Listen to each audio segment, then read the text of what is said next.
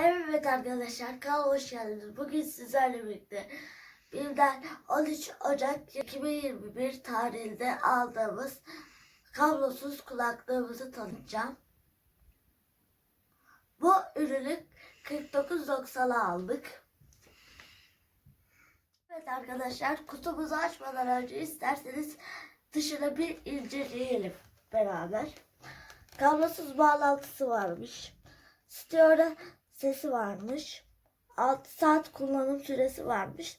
Dahili mikrofonu varmış.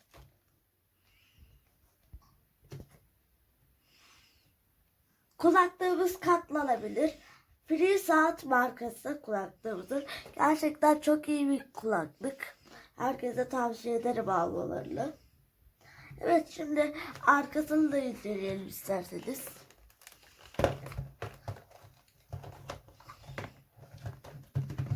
Ayarlanabilir kafa bandı varmış.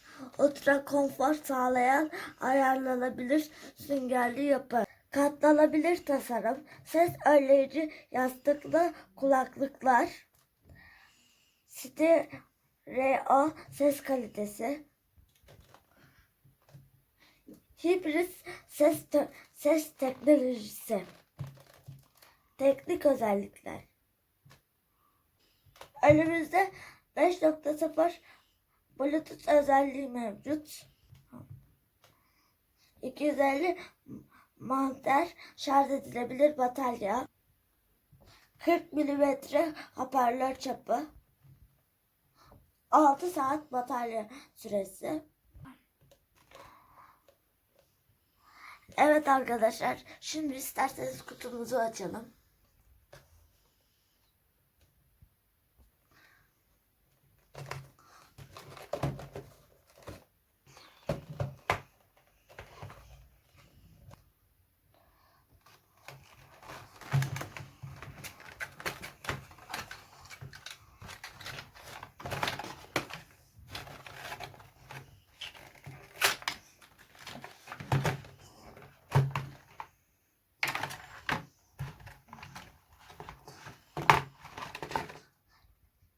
Evet, kulaklığımızı açtık arkadaşlar. Bir adet şarj etme kablomuz. Bir adet kulaklığımızın kablosu. Bir adet de kutumuzdan kullanma kılavuzu çıkıyor.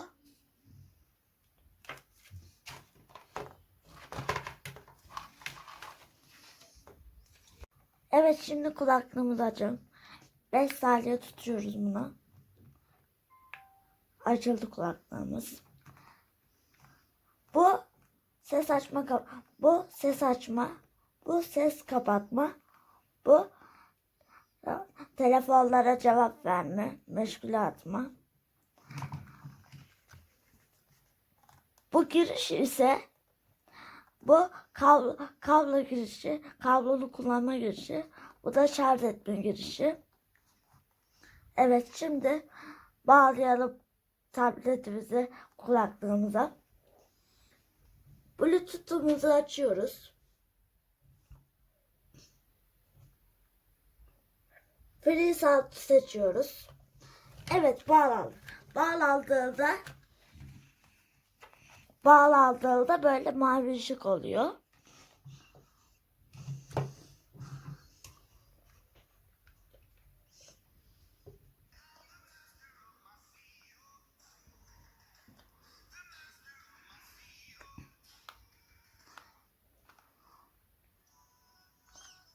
Evet.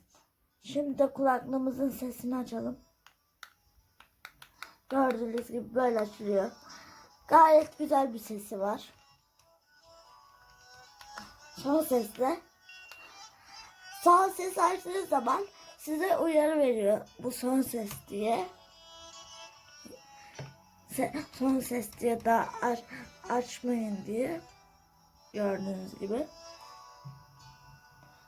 Bunu da kısıyorsunuz zaten.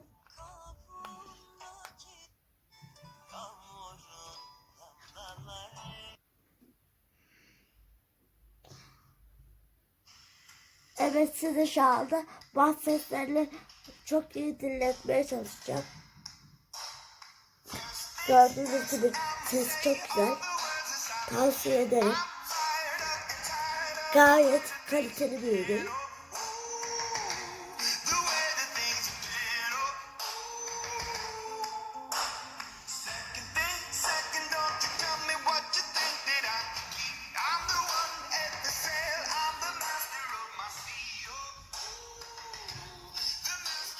Gördüğünüz gibi.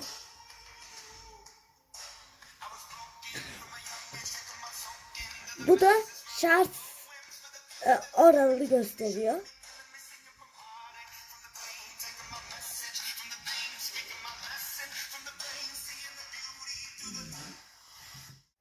Evet arkadaşlar, bu yeni kulaklığım, bu eski kulaklığım. Hangisi daha güzel, siz karar verin. Kararlarınızı yorumlara yazmanızı bekliyorum. Evet, bu kulaklığımdan memnun kaldığım için bu kulaklık artık bana fazlalık oluyor. O yüzden eğer bu videomda çok beğeni alırsam bunu bir kişiye çekiliş yapmayı düşünüyorum.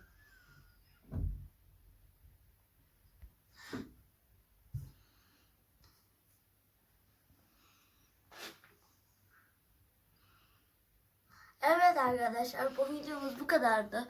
Beğenmeyi ve abone olmayı unutmayın. Sonraki videolarda görüşmek üzere. Yeni videolarımdan haberdar olmak için zili açmayı unutmayınız. Hoşçakalın. Evet.